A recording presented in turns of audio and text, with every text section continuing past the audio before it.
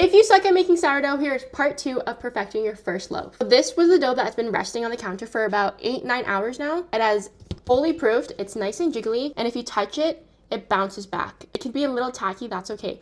But if you touch it and your finger leaves a dent, your dough is overproofed. So you may want to make focaccia bread instead of sourdough bread. Sprinkle on a little bit of flour. You don't want too much flour. You still want your dough to be a little tacky. So jiggly! And if you know your dough has proofed properly, it should be able to pull away nicely from the sides of the bowl when you dump it out. There we go. So I mentioned that this was 3 loaves of sourdough. I'm going to cut it in half, and I'm just going to make 2 really big loaves of sourdough. Obviously, if you're only making 1 loaf, you don't need to cut it in half. I can tell I already added a little bit too much flour. You really don't want to add that much flour. Like a tiny, tiny, tiny sprinkle, because you still want it to be tacky.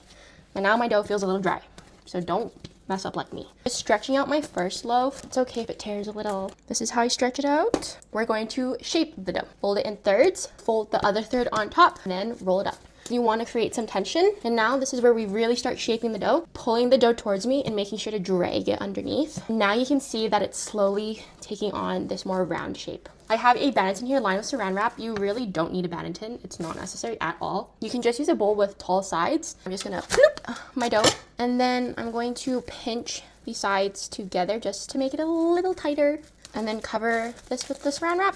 And then I'm going to leave this in the fridge fully covered until tomorrow morning. See you back here for part 3.